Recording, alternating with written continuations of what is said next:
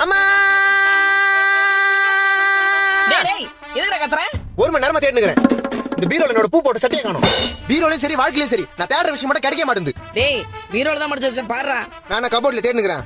நானும் பீரோல தான் தேடினுக்கிறேன். உன் புடவை மட்டும் அப்படியே அடுக்கடுக்கா காஞ்சி பட்டு, மதுரை பட்டு, கன்னியாகுமரியில இருந்து செங்கல்பட்டு வரைக்கும் மச்சி அடிக்க வச்சுக்கல. என் பூ போட்ட சட்டை மட்டும் எங்க காணோம்? இப்போ உன் சட்டையை தேடி எடுத்துட்டேன்னா நான் பட்டையை போட்டு பயணிக்கு போக சொல்றியா? சட்டையை தேடி கொடுமா ஃபர்ஸ்ட். டைம் ஆகுது. இப்ப நான் தேடி எடுத்தனா தொடப்ப கடை தான். தொடப்பு கட்டல வேணாம், சட்டையை தேடி கொடு. இரு இங்க சட்டை இருக்கட்டும். இருக்குதா? டேய் என் புடவைங்கடா. கீழே வந்தாலும் புடவை இங்க தான் இருக்குது. என் பூ போட்ட சட்டை எங்க? என்ன மூஞ்சி கருக்குதே? ஆத்திரமா வந்து தீஞ்சு வாசனை வருது. டேய் கேஸ் மேல பால் வச்சிட்டு வந்துட்டா. ஓ தீஞ்சு வாசனை அங்க தான் வருதா? ஐயோ மொத்த பாலும் போச்சு. ஏமா என் பூ போட்ட பூ உன்னால என்னாச்சு பாத்தியா? பால் தீஞ்சு போச்சு.